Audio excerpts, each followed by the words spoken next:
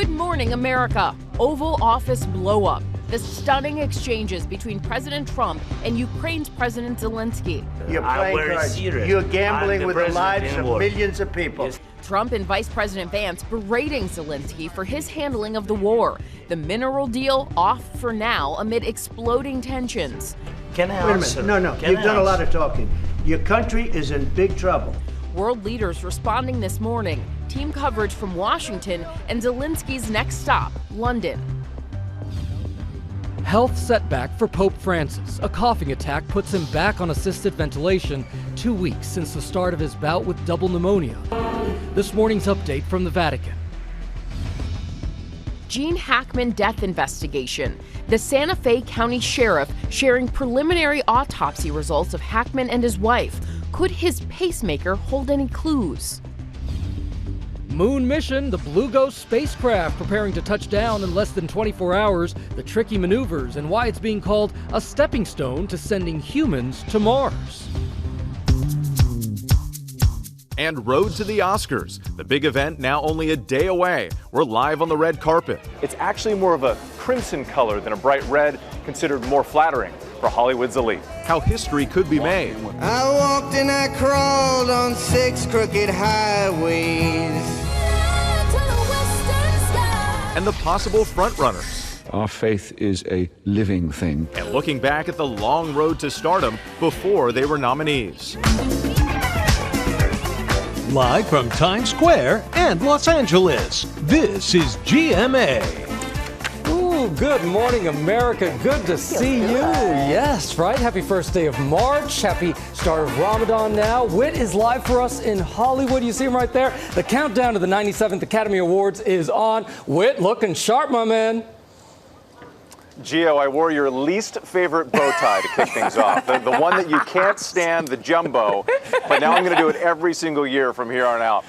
We've got so much to talk about. Hey, Gio and Janae, just one day to go. And it's a mix of glitz and grit here on the red carpet. That's because it's still a construction zone as they get everything Oscar ready. We will take you behind the scenes for a look at the preps, and we'll highlight the favorites to win and the nominees who could make history on Sunday. That's all coming up right here, guys. And we are looking forward to it. We love when you get all dressed up and dapper, Whit. You clean up pretty well, my friend. Even with that tie. Even with the bow tie. We will get back to you in just a minute, but first, just for Gio. We do have breaking news to get to from overnight. Stunned reaction around the world to the White House face-off between President Trump and Vice President Vance and Ukraine's President Zelenskyy, plus new drone strikes overnight between Ukraine and Russia. We have team coverage this morning in Washington and overseas, so let's begin here with ABC News senior White House correspondent Selena Wang in the nation's capital. Good morning, Selena. Hey, good morning, Gio. What played out in the Oval Office yesterday was shocking, something we've never seen before. You had the president publicly berating the leader of a country that's been fighting for its survival ever since Russia invaded Ukraine 3 years ago. Now, the future of Ukraine and American support for the country are all unclear. If you didn't have our military equipment, if you didn't have... This morning, shockwaves around the world after peace talks implode between President Trump and Ukrainian President Zelenskyy. The Oval Office meeting turning explosive after Zelenskyy warns that if Russia takes over Ukraine, America will feel the pressure. You have nice ocean and don't feel now, but you will feel it in the future. God bless. You don't know that. God bless. God bless. You will not have a war. Don't tell us what we're going to feel. We're trying to solve a problem. Don't tell us what we're going to feel. I'm not telling you. Because you're in no position to dictate that. Remember this. You're in no position to dictate what we're going to feel. We're going to feel very good. You will feel influence. We're going to feel very good and very strong. You will feel influence. You're right now not in a very good position. You've allowed yourself to be in a very bad position, and he happens to be right about it. From the very beginning of the war. You're not in a good position. You don't have the cards right now. With us, you start having cards. But right now, you don't. You're playing cards. You're playing cards. You're gambling with the lives of millions of people. You're gambling with World War III. Vice President J.D. Vance jumping in to berate Zelenskyy. Have you said thank you once? This entire meeting? No, in this entire meeting, have you said thank you? Zelenskyy unable to reset the tone. Please, you think that if you will speak very loudly about the war, you can... He's not speaking loudly. He's not speaking loudly. Your country's in big trouble. Can I answer? Wait a minute. No. You've done a lot of talking. Your country is in big trouble. The White House blaming Zelenskyy for the blow-up. Trump kicking Zelenskyy out, canceling the press conference. Zelenskyy abruptly leaving without signing the deal for Ukraine to share its mineral resources. Later, Zelenskyy declining to apologize to Trump, but telling Fox News he's grateful. I'm thankful to President Trump and to Congress bipartisan support. And I'm speaking like a president of a people who are in this struggle 3 years, and they just want to hear that America on our side and that America will stay with us, not with Russia, with us. Trump has brushed off concerns that Putin could violate a peace deal, refusing to guarantee Ukraine's security so Russia won't invade again. I asked the president who he trusts more. Do you trust Putin or Zelenskyy more? Look, I don't trust or distrust anybody. I just want to get a deal done. And if the deal happens, good. But you can't embolden somebody that does not have the cards, and all of a sudden that person says, oh, well, now I can keep fighting. And sources tell me the Trump administration is now considering cutting off all ongoing shipments of military aid to Ukraine. And this is a strong signal of this dramatic plunge that we've seen in relations between wartime allies, even though at this point it's unclear what the effect of that would be on the battlefield, guys. Unclear indeed. All right, Selena, thank you so much. And as you can imagine, we are getting lots of reaction this morning to that Oval Office shouting match from around the world. ABC's Tom Soufi Burridge is in London with that side of the story. Good morning, Tom.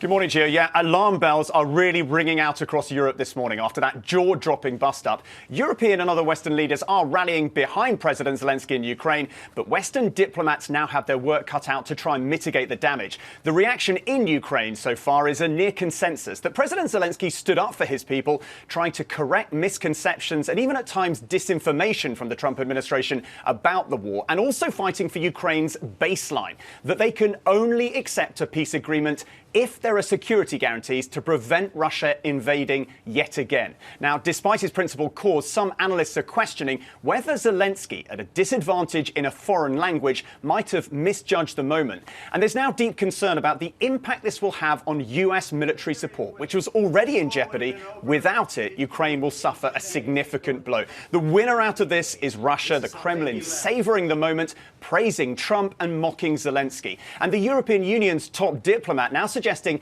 America's role as leader of the free world could be over and Europe should now work to fill the gap. Moments ago, Zelenskyy touching down here in London ahead of a European summit tomorrow amid a unique sense of crisis on this continent. Janae? Unique sense of crisis indeed, Tom. Thank you for that. Turning now to the latest on Pope Francis as he recovers from pneumonia, a setback this weekend after a coughing episode. ABC's Terry Moran is in Vatican City with the latest overnight. We've heard that the Pope was resting. Terry, good morning to you. Good morning, Janae. That's right. This morning, the Vatican officials tell us that the Pope had a peaceful night after that significant setback he suffered yesterday. He is resting now, they say. So it was about 2 o'clock in the afternoon yesterday when the Pope had a sudden coughing fit. And during that fit, he vomited and inhaled some of it. And all that triggered a sudden worsening of his respiratory condition. So doctors quickly moved to clear some of that material from his lungs.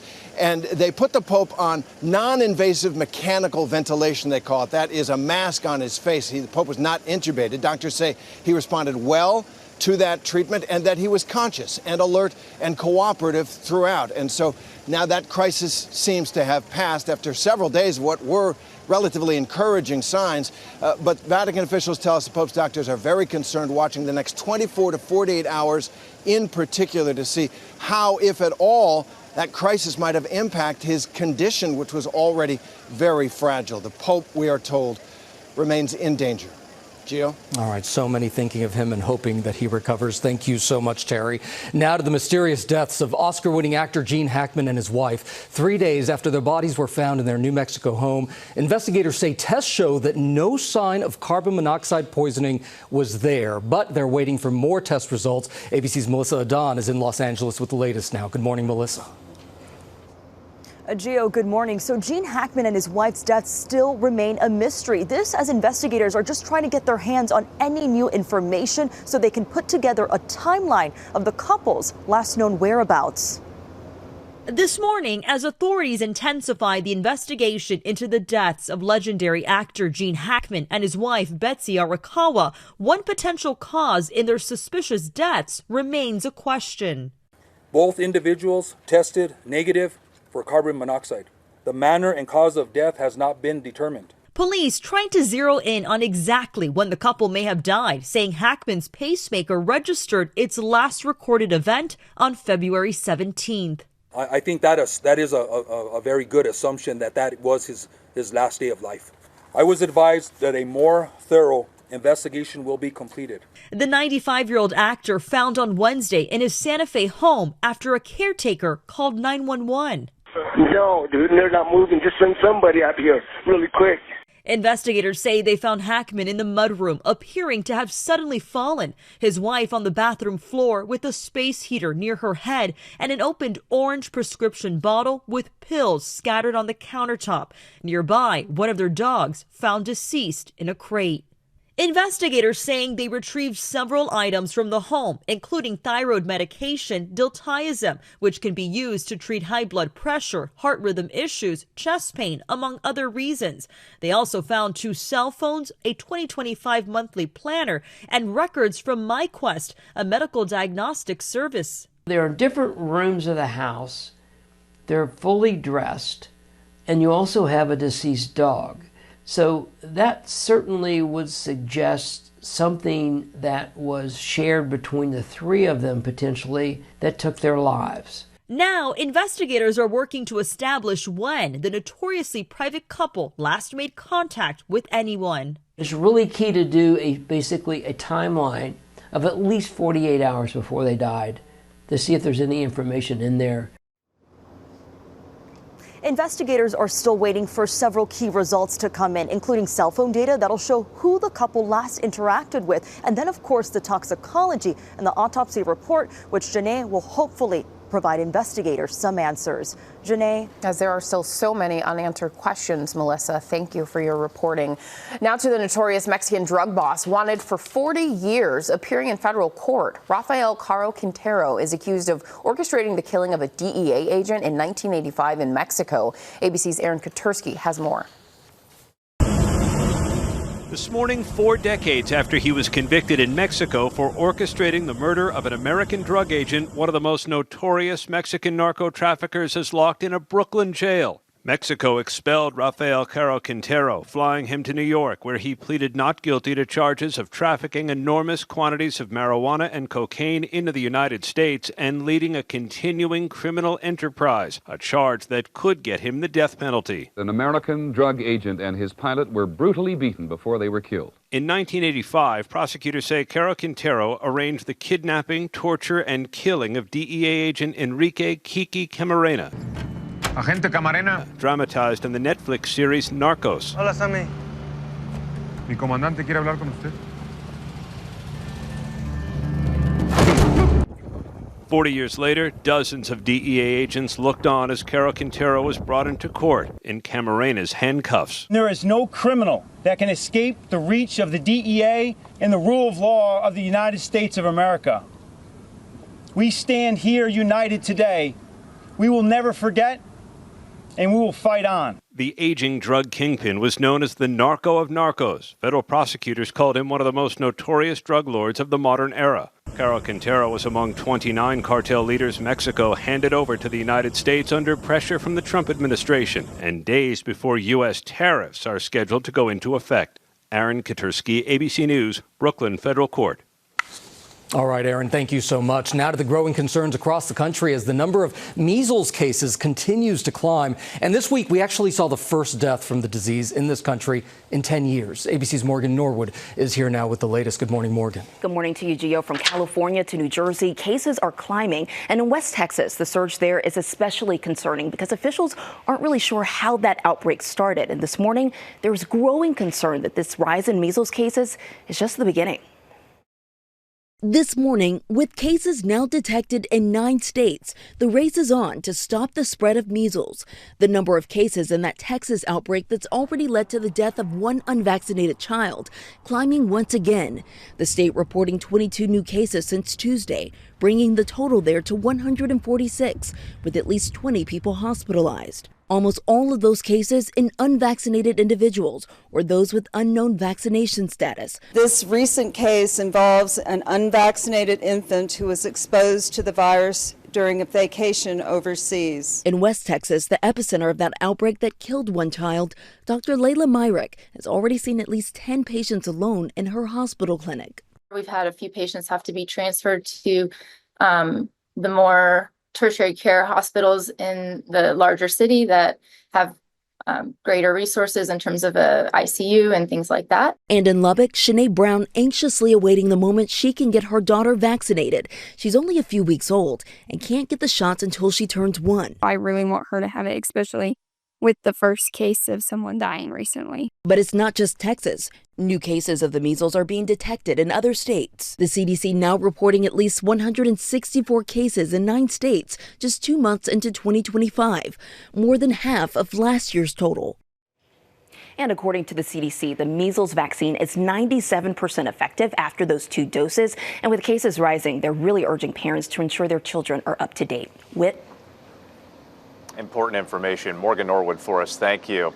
Meantime, back here in Hollywood, we're about to enter the critical 24 hours before the big show. The stars preparing to walk this red carpet, and many of the categories for the 97th Academy Awards are still wide open, with some actors looking to make history in more ways than one.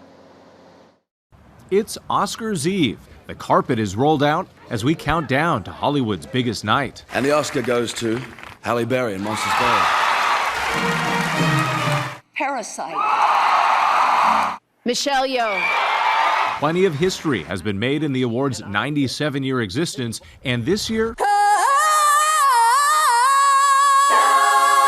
is poised to be no different. Could EGOT status be on the horizon for Cynthia Erivo for her role as Elphaba in the Oz-inspired Wicked?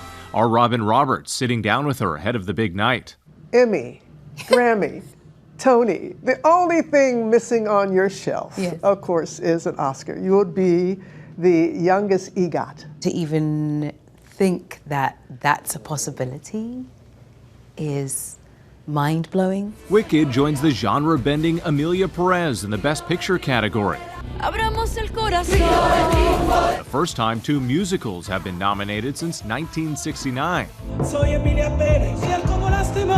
Lead actress Carla Sofia Gascon is the first openly trans actor to be nominated for an Oscar. My buildings were devised to endure such erosion. The 2 films joined The Brutalist, raking in 10 or more nominations this year.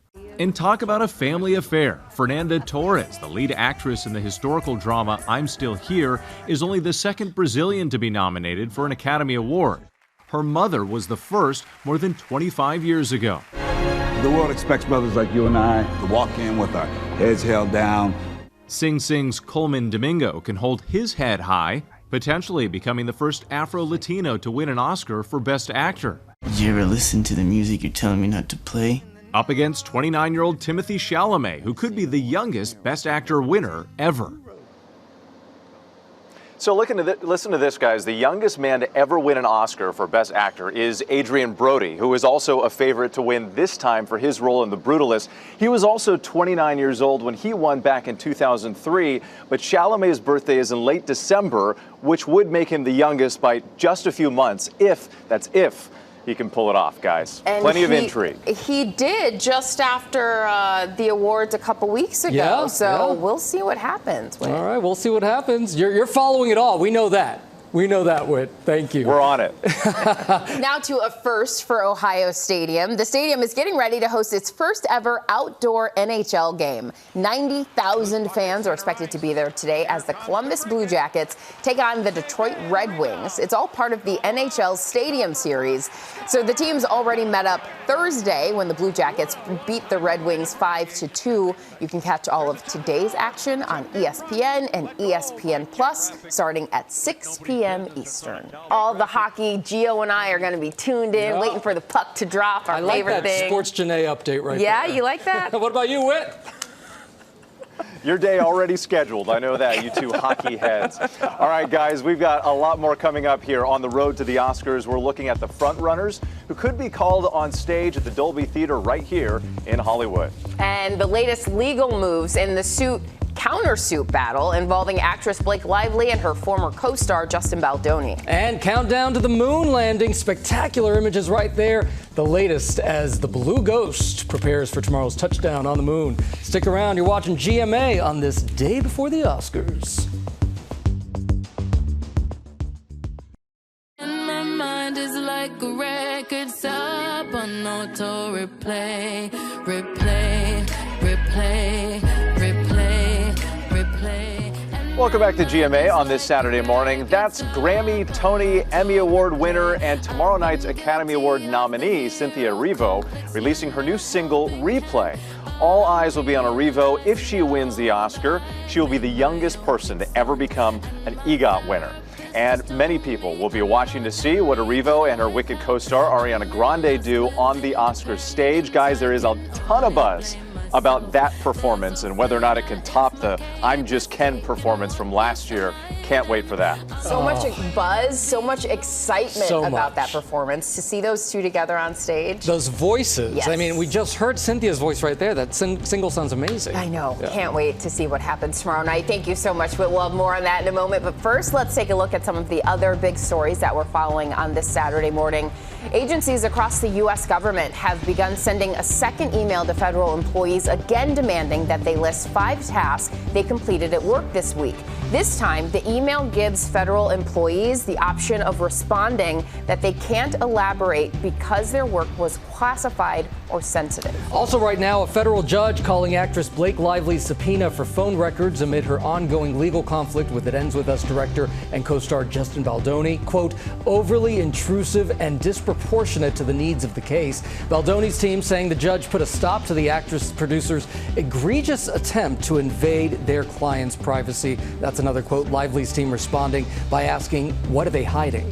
And get this, a 7-planet parade has ushered out February. So Mars, Jupiter, Uranus, Neptune, Mercury, Saturn, and Venus were all aligned and visible from Earth after sunset last night. The event is known as a planet parade. All the stars align. That means all the spirits were out protecting us, right, Whit? Yeah, Chris Connolly here just said the planets align and now the stars are about to align here in Hollywood for the Oscars. So it is all coming together in your sort of way, Janae, for sure. We are counting down, and we're just a day to go until Conan O'Brien takes the stage to host the Oscars for the very first time. And as I mentioned, Chris Connolly joins me now with a look at some of the favorites to win, and Chris, perhaps some surprises as well. Yes, that is correct. Let's think about this. Ozians, Dunatics, Wicketeers, whatever devoted fans of Best Picture nominees Wicked and Dune Part 2 prefer to call themselves, Sunday's Oscars should have plenty to entertain them, whether or not they take home one of the really big prizes. So who will win? Take a look. They've each racked up $700 million in worldwide box office. You're gonna be popular. But at Sunday's Oscars, Best Picture nominees Wicked and Dune Part 2 are not expected to be victorious in the glamour categories. Silence! Ah, but who is? Does no one else see the irony here? Jesus. Supporting actor has Kieran Culkin of A Real Pain, vividly bringing a fresh spin to his heart-hurt outsider with attitude vibe that lit up Succession. Supporting actress has film franchise mainstay Zoe Saldana, the dancing, singing, soul survivor to emerge from the wreckage of the Emilia Perez Oscar campaign. Fixing to bet against Demi Moore in Best Actress? Well, it's your money. Remember that Golden Globe speech. 30 years ago, I had a producer tell me that I was a popcorn actress, and I bought in and I believed that. And that corroded me over time to the point where I thought a few years ago that maybe this was it.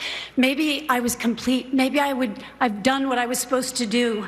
Those words framed her role in The Substance as the culmination of her 45-year body of work. But look out for high-spirited Mikey Madison from Enora. 3 carrots. Best Actor tees up nicely for Adrian Brody in The Brutalist as a Holocaust refugee architect defending his uncompromising vision. But behold Timothée Chalamet at 29, the star of 2 Best Picture nominees, acting, singing, pursuing his singular destiny as Bob Dylan in A Complete Unknown. From time to time I do act. And Coleman Domingo. So are you acting at all during this interview? He's both magisterial and achingly vulnerable throughout Sing Sing, a not-safe-for-work pretty woman that blossoms into a screwball comedy with real bite as well. Writer-director Sean Baker's Enora and its surprising pleasures might win it a Best Picture Oscar. What? Even though the Oscar-ish Conclave and The Brutalist might be more somber selections. Would that be an example of defying gravity?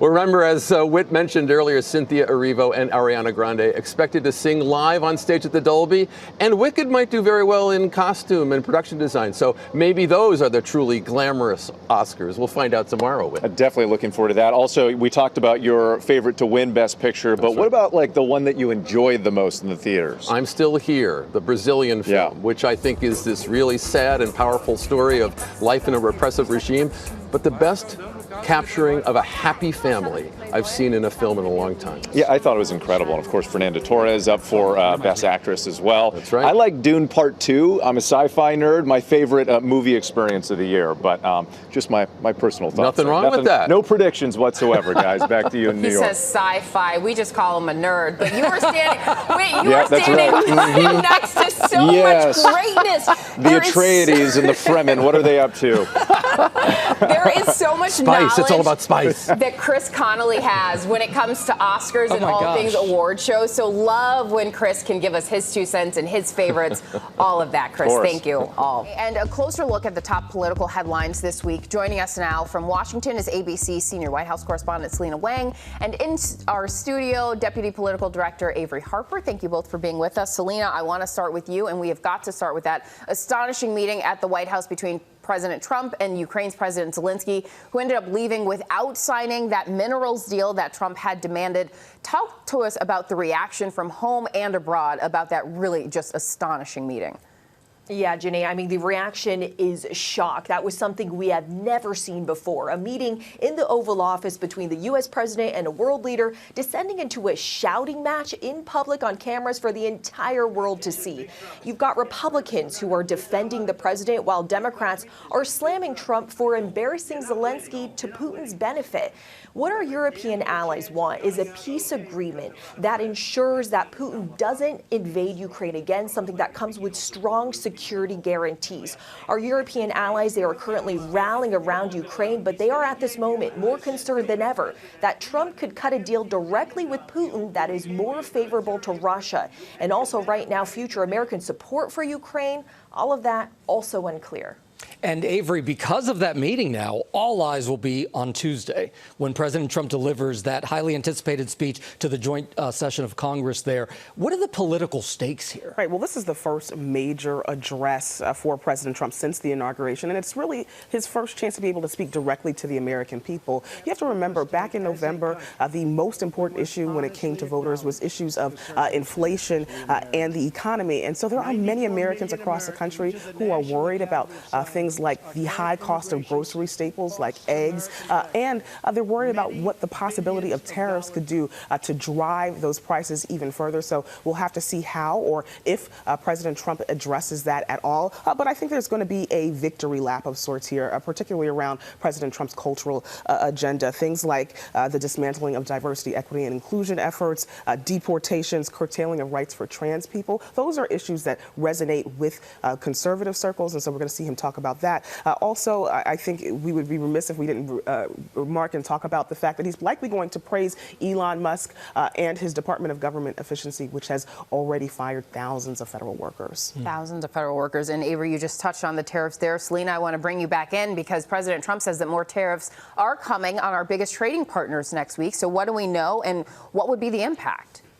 Yeah, so Janae, Trump has made these threats before, and now he's saying that he is planning to move forward with 25% tariffs on Mexico and Canada and an additional 10% tariffs on China next week on March 4th. President Trump is blaming those countries for not doing enough to stem the flow of illegal drugs into this country. But you just heard Avery talk about concerns here. Economists are warning that these tariffs could raise your bill at the grocery store, at the gas pump, and could increase the price of a new car by thousands of dollars. So why is that? That's because tariffs are a tax on imports that U.S. companies pay. So for instance, if you were running an American factory, you rely on a part from Canada, you would then have to pay 25% more for that part. These U.S. companies and factories, they then offset those higher costs by passing them on to consumers.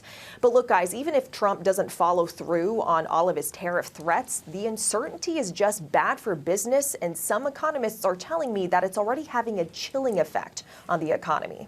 And staying on money here, Avery, the new Republican budget looks to slash about $2 trillion over a decade from the federal budget. What does that mean for Medicaid? Because there are 72 million people enrolled in that. Right. This is the program that provides health care for low-income Americans and for those with disabilities. And it's expected to get the brunt of these cuts as Republicans try to find ways to cut spending. The bottom line is that if this were to happen, there could be less people who were covered and or less services that are offered through Medicaid. And this is a really important program. I mean, a significant number of the births are covered, in this country by Medicaid. It is the biggest payer of nursing home costs as well. So there's so much at stake. A big week in politics. Avery Harper, Selena Wang, thank you so much for joining us and helping us break this all down, because it's a lot to digest. Definitely is. Thank you. And that historic landing in the works for the Blue Ghost spacecraft, looking to touch down on the moon in less than 24 hours now, as we look to understand more about it and pave the way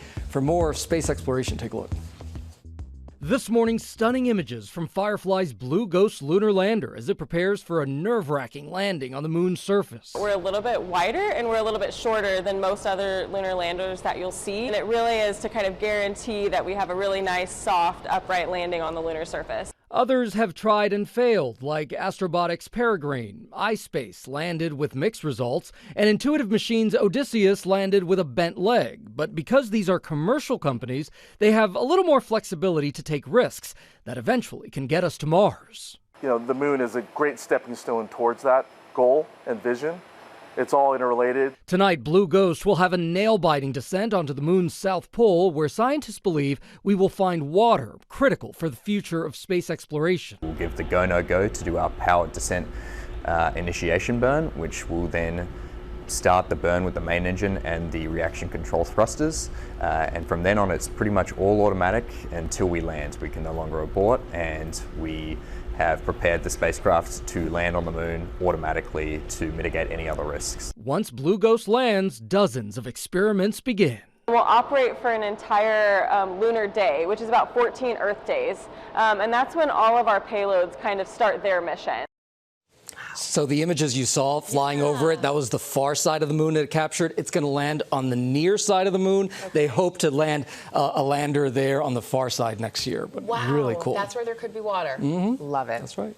And we have a lot more news coming up on GMA in our second hour. Before they were famous, a look at some of the Oscar nominees' early roles before they struck it big. Plus, it's deals and steals, the skincare products to make you feel red carpet ready. And in our GMA cover story, how your next visit to America's national parks could be affected by the government job cuts. Stick around, you're watching GMA on this Saturday morning. Good morning, America. It's our second hour. Oval Office blow-up, the stunning exchanges between President Trump and Ukraine's President Zelenskyy. You're playing cards. You're gambling with the lives of millions of people. Trump and Vice President Vance berating Zelenskyy for his words in the Oval and his handling of the war. The mineral deal off for now amid exploding tensions. Wait a minute. No. You've done a lot of talking. Your country is in big trouble. World leaders responding this morning, team coverage from Washington, and Zelenskyy's next stop, London. Ripple effect. The potential impact on your spring break and summer travel after nearly 1,000 national park employees were laid off. From longer lines to canceled tours, what you need to know before you go. The toy fair is back and so big. Think 8 football fields worth of toys. We have exclusive first looks at new Disney toys making their debut at the fair. You'll see them first right here. And GMA live from the red carpet in Hollywood, getting the party started this Oscars Eve from an insider's look at the journey down the red carpet. And it all starts here on Hollywood Boulevard. To the throwback gems some nominees may not want you to see. Some of those early commercials. Oh yeah, we got the goods. GMA is your destination for all things Academy Awards. As this year's host Conan O'Brien says, "Good morning, America." Live from Times Square and Los Angeles, this is GMA. This certainly is Good Morning America. It's always fun to see where people got their start. Yeah. We'll have more on that in just a bit. Whit's going to be showing us him at the Olive Garden, but for now, he's on the red carpet with lots more to come this morning. That's right. I did get my start at the Olive Garden. That's a true story. You know it. Hey, guys. So much excitement this morning. Everybody's fired up, even my 2 friends here, even though they're not showing it. It's Hollywood's biggest night. It's just around the corner. We're going to have tips and tricks to incorporate this year's hottest red carpet fashion trends into your wardrobe at home. I'm also going to take you behind the scenes a little bit. We'll go for a walk on this famous red carpet and some history, too. That's all coming up, guys. Yeah, we know those fashion trends. You like them with that big bow tie. You like that. The bigger the better. It spins, too. It spins. All right, Whit, thank you so much. But we do start this morning here with the fireworks in the Oval Office, the tense exchange involving President Trump, Vice President Vance, and Ukraine's President Zelenskyy, who left the Oval Office without signing that minerals deal. ABC senior White House correspondent Selena Wang is in Washington with more on this. Good morning, Selena. Hey, good morning, Gio. What played out yesterday in the Oval Office was shocking, something we have never seen before. You had the U.S. president publicly berating the leader of a country that's been fighting for its survival ever since Russia invaded Ukraine 3 years ago. And now the future of Ukraine and American support for the country are all unclear. If you didn't have our military equipment, if you didn't have... This morning, shockwaves around the world after peace talks implode between President Trump and Ukrainian President Zelenskyy. The Oval Office meeting turning explosive after Zelenskyy warns that if Russia takes over Ukraine, America will feel the pressure. You have nice ocean and don't feel now, but you will feel it in the future. God bless. You don't know that. God bless. God bless. You will not have a war. Don't tell us what we're going to feel. We're trying to solve a problem. Don't tell us what we're going to feel. I'm not telling you. Because you're in no position to dictate that. Remember this. You're in no position to dictate what we're going to feel. We're going to feel very good. You will feel influence. We're going to feel very good and very strong. You will feel influence. You're right now not in a very good position.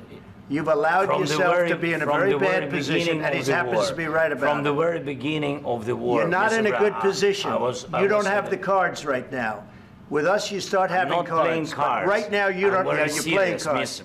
You're playing cards. You're gambling with the lives of millions of people. You're gambling with World War III. Vice President J.D. Vance jumping in to berate Zelenskyy. Have you said thank you once? This entire meeting? No, in this entire meeting, have you said thank you? Zelenskyy unable to reset the tone. Please, you think that if you will speak very loudly about the war, you can... He's not speaking loudly. He's not speaking loudly. Your country is in big trouble. Can I answer? Wait a minute. No, you've done a lot of talking.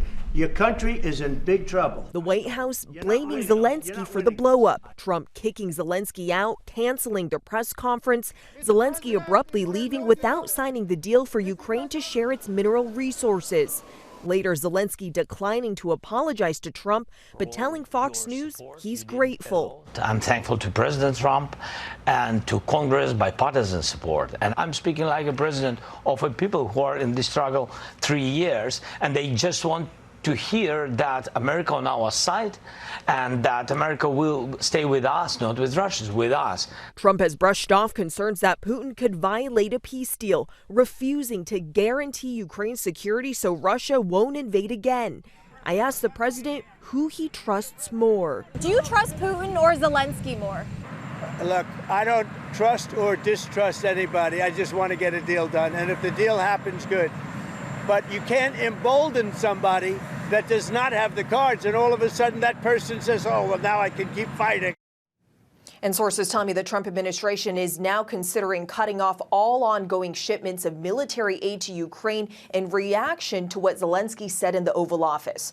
The impact of this on the battlefield is unclear, but guys, the fact that it's even under consideration shows the dramatic plunge in relations between wartime allies. Janae? And you make a very good point there, Selena. Thank you. Turning overseas now to the Vatican, releasing an update this morning on Pope Francis as he recovers from pneumonia. ABC's Terry Moran is in Vatican City with more. Good morning again, Terry. Good morning, Janae. It's been 24 hours now since the Pope suffered that significant setback after several days of relatively encouraging news. And so far today, all the Vatican is telling us is that the Pope had a peaceful night and that he is resting today. It was at about 2 p.m. yesterday that Francis had a coughing fit, and that fit triggered vomiting, and he inhaled some of that. All of that caused a serious degradation of his respiratory condition. So doctors quickly tried to clear some of that material from his lungs, and they put the Pope on what they're calling non-invasive mechanical ventilation. That's a mask on his face, not a tube. He was not intubated. He responded well to that treatment, the doctor said, and he was conscious and alert and cooperative throughout, they say. So now that crisis has passed. And yet we are told by doctors that the next 24 to 48 hours are going to be crucial for Pope Francis as they try to see what this crisis might have done, if anything, to that underlying condition. He was already very fragile. The Pope, we are told, remains in danger. Gio? All right, Terry, thank you for your reporting. And back here at home, a defense attorney for Luigi Mangione wants to throw out some evidence. The lawyer for the 26-year-old charged with killing the CEO of United Healthcare in New York City, saying the police search and Mangione's arrest at a Pennsylvania McDonald's last year were illegal. The attorney arguing Mangione was never properly read his rights. Mangione has pleaded not guilty to charges of forgery, possession of an instrument of a crime, and giving a false ID to an officer. He has also pleaded not guilty to murder charges in New York, a case, of course, that takes precedence over the case in Pennsylvania. Janae? The race is on to stop the spread of measles. 9 states are now reporting cases, and the number of cases in Texas where an unvaccinated child has died continue to climb. The state now reporting 22 new cases since Tuesday, bringing the total there to 146, with at least 20 people hospitalized. Almost all of the cases are in unvaccinated individuals or those with unknown vaccination status. And a Pennsylvania police officer who was shot to death while on duty was laid to rest on Friday. Hundreds of fellow officers, as well as friends and family, showed up to remember West York police officer Andrew Duarte. Authorities say his last heroic act after he was shot while responding to an incident in a hospital was to rescue a colleague. Amazing. Well, still coming up here in our GMA morning menu, will there be chaos at our country's national parks after massive layoffs? What you need to know before spring break. Also ahead here, Tori Johnson is here with deals to help you look and feel glam. And speaking of glam, Whit Johnson is live with the glam bot there, the glam bot cam. You got it, Gio. We got a lot coming up here. We're going to take you for a walk behind the scenes on the red carpet, what it looks like for the stars from the moment they leave their limousines until they climb up those iconic stairs. We'll be right back from Hollywood.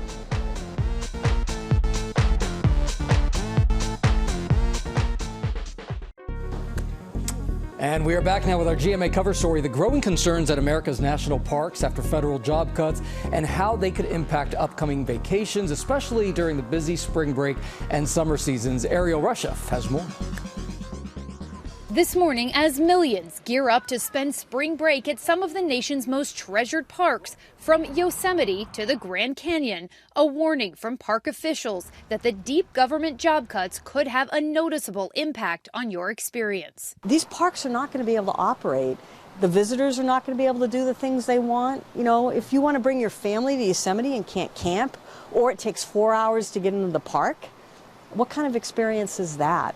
Nearly 1,000 park employees were laid off on Valentine's Day, and some ripple effects are already being felt, from longer lines to cut hours to closed visitor centers and canceled tours. We had an experience for 10 options. We only did like 4. You can still have a good time, especially that bridge, but other than that, you're cutting it short. The National Park Service says more than 325 million people visited these sites in 2023, up 4% from the year prior. But now officials say the staffing shortages changes will make keeping the areas pristine and visits running smoothly more challenging. In my mind, it's a crisis. If it's the employees that are gone, I'm not sure how the park could stay open. Some travelers and local businesses are bracing for a spring shakeup. Businesses that are here in Baker certainly rely on tourism and travelers. So we're unsure what that's going to look like this season. I was on lunch on February 14th and got a call from my supervisor and just had to be out and done by 5 p.m.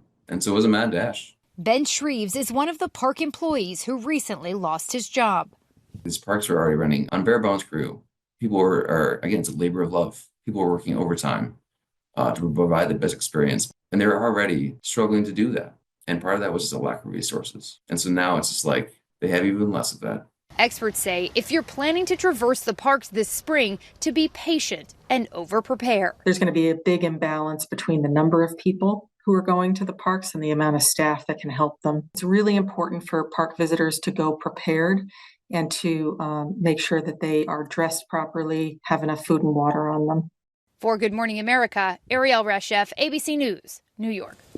All right, Ariel, thank you for that. And the Trump administration did backtrack on some of the firings at national parks. Park advocates say that it's definitely a win and a testament to the rangers and others who have been vocal about what it could mean for travelers. Yeah, well, some good news there that we'll continue watching. But for now, we're going to go back over to Whit out there in Hollywood, who's going to travel to take us around Hollywood where things are getting exciting. Absolutely. We're going to have some fun. Janae and Gio, we are on the road to the Oscars, of course. And for actors, artists, creatives, and writers, the walk they'll take when they arrive tomorrow could lead to one of the biggest moments of their careers. So with just hours to go before Hollywood's biggest night, we got an insider's look at the route the nominees will follow before some of them win that famous statuette. Take a look. And it all starts here on Hollywood Boulevard. And this year, the Oscars doing something brand new, unveiling this grand entrance for the stars as they arrive in their limousines and take their first steps onto that red carpet. Let's take a walk. Hundreds of journalists from all over the world will be lined up along the red carpet here.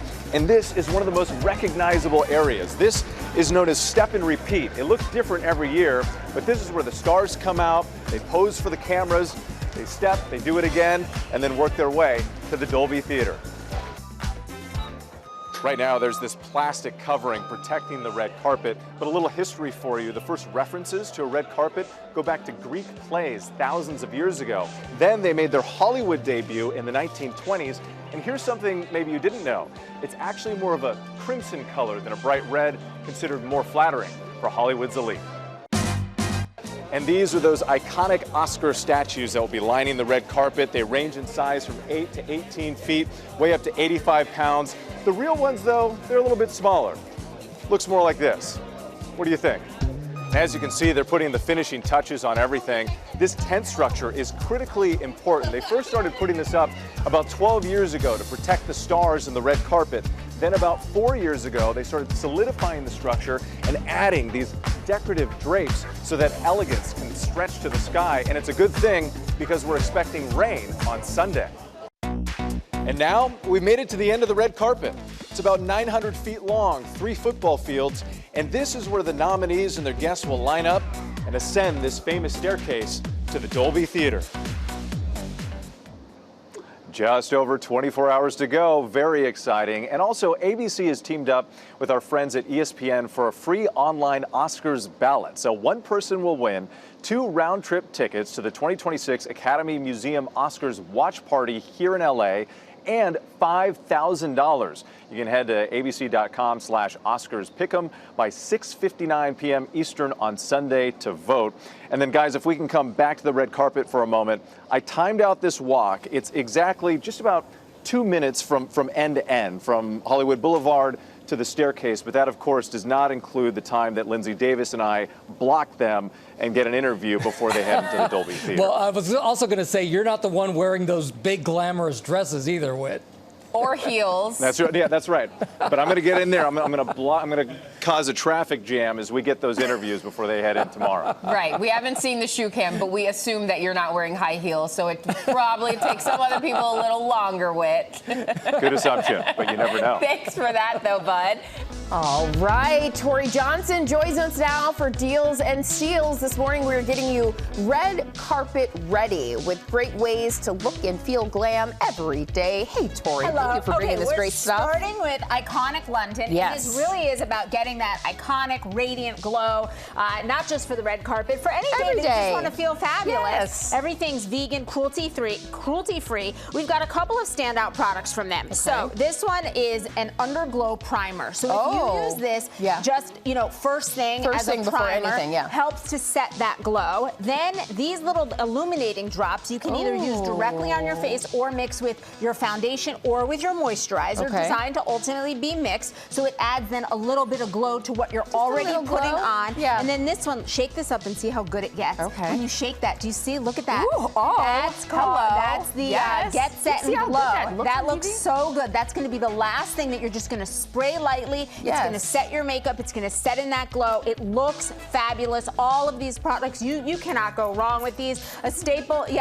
use set that, you use a lot there. You don't even need that much. You look gorgeous already. Thank you. All starts at $11 and free shipping. Yeah, your top's a little glowing now too. Okay. Next up, one of our favorites. This is Dr. No more Brandt. baggage. So no more baggage. This is one of their most popular products from their Needles No More collection. Yes. This particular one right here, I love because it's really great for the under eye area. I mean, Dr. Brandt is just good across the board. It's good across the board for a variety of skin concerns, but this one specifically is going to help with dark circles, kind of the under eye baggage, which hence its name, No More Baggage. Everything from Dr. Brandt today, 50% off plus free shipping. Ooh, good old that. deal. And free shipping.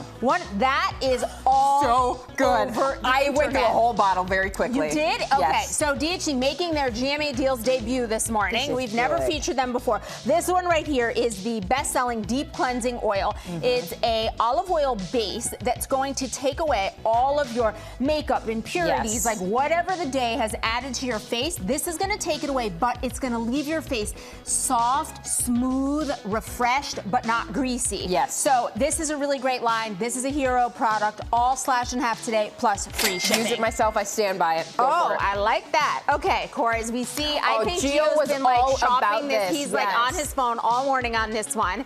So this is the original homeopathic pharmacy from Athens, Greece. 25 years of strategy here. So many amazing things. This one right here, the Santorini Grape Face Oil, phenomenal. You use it first in the morning, really great. Leaves your skin hydrated, but never greasy. We also have this is a really great, this is an under eye product, easy roll on. Everything from Cora's 50% off plus free shipping. Free shipping. Let's get through these real quickly before we run out of time. This is a hair and scalp device. It's going to put a serum right in the inside here. Then it's going to use Feel This. Red light vibration, microcurrent, therapeutic warmth. Really great for scalp health on this. And then we also have their 5-in-1 face wand that's popular that people know. But for scalp health, that product's great. This feels so good. 50% off and free shipping. It feels really good too.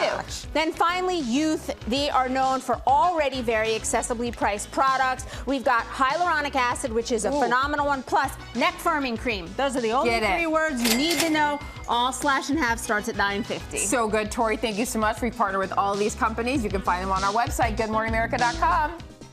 All right, time for In Case You Missed It now. The students of Kuro Durbanville High School in South Africa are taking the internet by storm right now. They're getting over 3.5 million likes on Instagram with their incredible synchronized formations at their annual track meet. Yeah, so you got to see this. The kids, they chant, "I've got sunshine in my pocket" from Justin Timberlake's 2016 hit, Can't Stop the Feeling.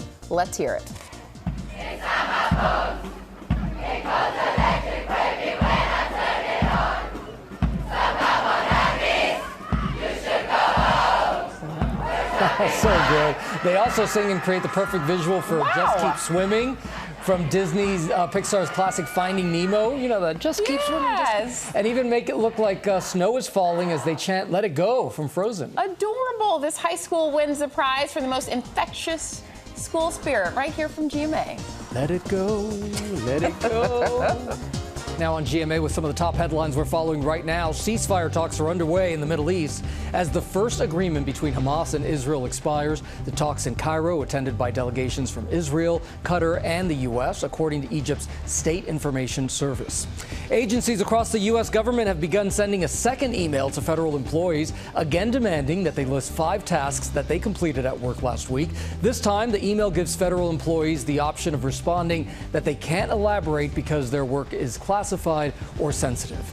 And rapper Drake has settled his lawsuit against iHeartMedia over the Kendrick Lamar diss track Not Like Us.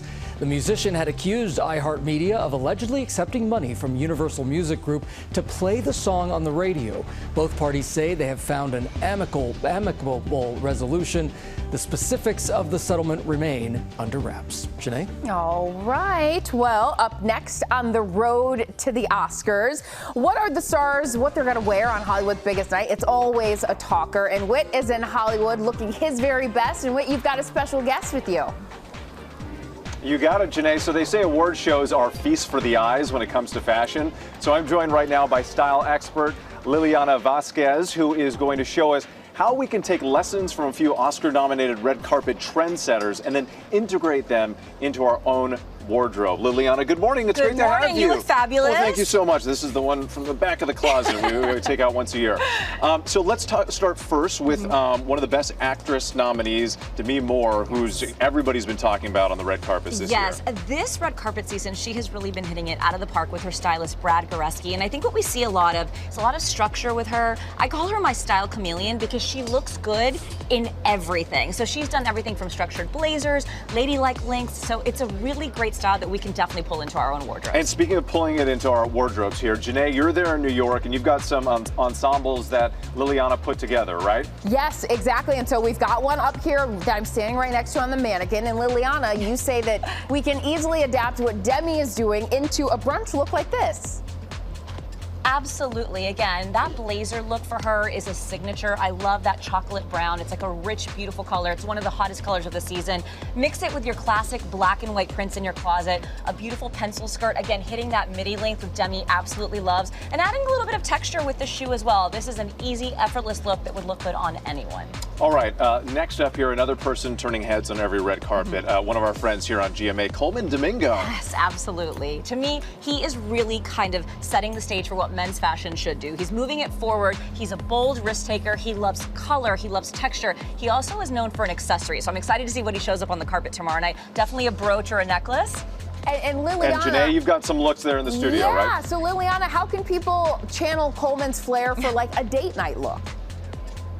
I think you've got to step into your swag is what I'm saying for the men right now, right? So think about bolder prints. It doesn't have to be a literal print. It can be kind of like an artful watercolor print like you see on that jacket. Also, inverse the color choice. A lot of times men do darker pants with a lighter colored top. Inverse that and it adds a lot of visual interest to any look. Okay, inverse the color choice. Yes. I like that. I'll remember that. All right, our next trendsetter here defies gravity. Of course, we're talking about Cynthia Erivo, who is up for Best Actress, could get an EGOT and all of this. What do you like about her fashion trends? To me, she is the boldest, right? She still pulls it off no matter what it is. I think what you see from her is, again, a lot of color, a lot of three-dimensionality, a lot of texture in all of these looks that we see here on the carpet. She does not miss. She, to me, is like the person I want to see tomorrow night on the carpet. And Liliana, you say that while we may not go as bold as Cynthia in our everyday life, that there are some tricks that we can use to put together like a cocktail party look.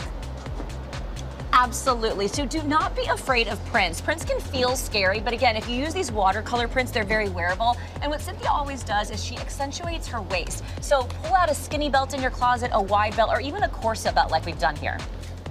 All right, and finally here, Best Actress in a Supporting Role for her work in Conclave, Isabella Rossellini, often going for a more classic look. Yes, and that's what I love about her. Her style is so wearable. It's stuff that you probably already have in your closet. So I feel like we could easily pull this off with things that we already have.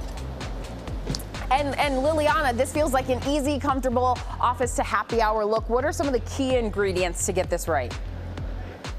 Isabella's style is all about a classic white button-down, classic men's tailoring mixed with a little bit of femininity. So there you have that classic button-down. We all have one of those. I'm wearing one of those right now on the carpet. And then a beautiful tailored trouser you can never go wrong with. But for her, it's also about the loafer. So she's adding those little touches of menswear-inspired moments, and it all comes together so beautifully because she's so authentic with her style. Perfect. Liliana, thank you so much. We appreciate it. This is so fun. Of course, we're getting the party started a day early on the red carpet. Thank you so much. And Janae, by the way, I know you're always trying to push me outside of my comfort zone. Today, I just went for the standard issue, penguin tux. Tomorrow, I am going to turn it up just a little bit. I got some help from one of our other fashion experts who pushed it just a bit for Sunday. So he pushed it that'll just a be bit. the big reveal, if you want to call that. Whit, I'm always trying to pull you out of your comfort zone, bud. I can't wait to compliment you. All right. I'm like a suburban dad, though, you know? Suburban dad with a bow tie. It's a whole vibe, Whit. We did a little digging in the archives. So we've found some of those commercials, some of those early commercials. Oh yeah, we got the goods. Bury them. So back where we found them. Let me ask. We did not bury them. We're back now on GMA with Monica Barbaro, nominated for Best Supporting Actress, and we were able to dig into the archives and find some of those commercials. Take a look. I want to be healthy, so to me that's diet, exercise, relaxation, but I want to make sure my brain stays healthy too. Everyone's road to the Oscars starts somewhere, right? And Chris Connolly joins me again with a look at the roles this year's nominees might not want everybody to see. So that's one way to look at it, Whit. You're absolutely right. What were some of this year's Oscar nominees like before they became famous? Well, they were not always young, glamorous, prodigiously talented performers. In fact, long ago, they were even younger, glamorous, prodigiously talented performers, even if only their mother knew it at the time. Here's how it was for them before all the buzz for them. Why don't we have a seat and relax? I promise this will be very painless. An instant attention getter on more than 100 early 80s episodes of General Hospital. Demi Moore brought both the substance and the style to her role as Jackie Templeton. Who? In movies, you might have blinked and missed her in Gary Marshall's Young Doctors in Love. She's in love, you know. She'd be seen opposite Michael Caine in Blame It on Rio.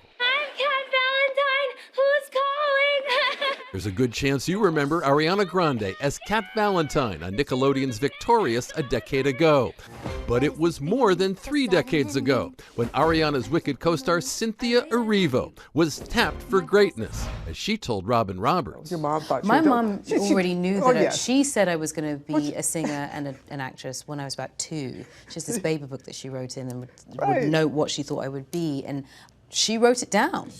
As a teen, Honora's Mikey Madison was focused less on acting and more on horseback riding as a competitive equestrian.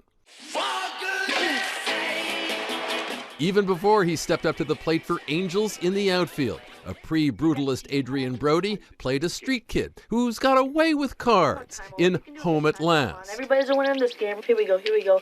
She heard you. 2000's Center Stage marked the film debut of Zoe Saldana, but prior to that, the Emilia Perez lawyer appearing on a 1999 Law & Order. No one wants to be alone, Dave. Okay. He's a rising star, but on the box office front, it's been all downhill for a real pains Kieran Culkin since his 1990 film debut. Fuller, go easy on the Pepsi. In Home Alone, starring his older brother Macaulay, Kieran appearing as Kevin's cousin, Fuller. A trained dancer who made a 2012 early appearance in director Philip Kaufman's Hemingway and Gellhorn, Monica Barbaro was still a complete unknown when she helped pay the bills by becoming a hand model, as she told Whit Johnson. I got my SAG card on a job that was literally, it was my hands were doing the entire job. We're the actors. And he's got his second Best Actor nomination for Sing Sing. But back in the day, you could spot Coleman Domingo in 1998's Around the Fire. Hey, Joe, man, what's up? And appearing on the Don Johnson TV series, Nash Bridges. Great looks from so many. I think we might hear a little bit more about some of those actors' early days if any of those nominees get the chance to deliver an Oscar acceptance speech on Sunday night. I love seeing these backstories. We've already seen so many powerful speeches already this award season. It's been a big season. Who do you think is poised to give another big one tomorrow night? I think Demi Moore, again, could give a really powerful speech as she did at the Golden Globes, looking back on her 45-year career and its culmination in being an award-winning actor. And I think Coleman Domingo, who also has an amazing personal story, if he got the chance to share that before an audience, it would be a really powerful moment, Absolutely. too. Some tear-jerkers, perhaps. I think we'll so. brace for it. Moments we love. Chris Connolly, as always, we appreciate it. Thank you so much. Gio and Janae, we'll go back to you in the studio. How cool it would be if we could get to see Coleman do that. Because we're such huge fans of him Right. here at Weekend GMA, so yes, him. we would love it. All right, thank you guys, appreciate you. All right, we're back now with the largest toy show in the Western Hemisphere, and it's in town this weekend here in New York, and GMA is getting an exclusive first look at new toys from the Disney brands like Disney Junior, Marvel, and Star Wars, and our toy expert, Greg, is back to guide us through all of this. Pressed into service. I have 3 kids, of course, so I'm familiar with all of these toys. This is, of course, Thank you. Welcome to the Stitch, Club. right? Yes, Oh my absolutely. gosh. In the trenches taking grenades. Yeah. Stitch, by the way, you shake them up, look what happens. This is a super awesome. You just wait. There you go. Troublemaker. So Kids good. love it, right? It's interactive. That's only $20. It's one of those things if you're like going to a birthday party and like, what do I get this kid? Lilo and Stitch is huge now, and there's new live action coming out. Yeah. So that's going to get even bigger. And then down the line, Mickey Mouse Clubhouse. Come inside, there's fun inside. My kid's obsessed with Still, this show. totally, Yeah, mine absolutely. too. So guess what? There's a Oh, new it's a one Lego coming out. set. Yes, Yeah. it's Legos, of course. Kids are interactive with check Legos. that It helps foster creativity and all that. They're the big Duplo Legos, so when you step on them, you don't go flying across the house. Totally. Oh my God. So Even the little kids can play with them. Yeah, My exactly. nephew is obsessed with Legos, so this is great. Also $20, also available at Walmart and Target and Amazon. And then this, I'm a big Iron Man guy. Check out the mask on here, by the way. Oh. So there's another show. You don't have to put it on. yeah, but, it we would doesn't- love it this if you definitely did. does not fit No, me. it does not. But so this is a new show, Iron Man and his awesome friends. It's kind of like Spidey and his amazing friends. It's like the same vibe. There's 3 core values of the action heroes and the Avengers, so they're taking it to a new series. Okay. This will be available during the late spring to early summer too. And there's all sorts of stuff. Yeah, push the button. Ooh. Yes, they are. Again, it's their core values as kind of superheroes. There, you spin it around. There's a garage in there too. They got cars and everything. And then I'm so sad that Whit isn't here to experience For Magic. Magic the Yeah. Gathering. This is a very Whit game. So basically, if you're not familiar with Magic the Gathering, you have a deck. You get cards in that deck, and it helps power it up. Well, guess what?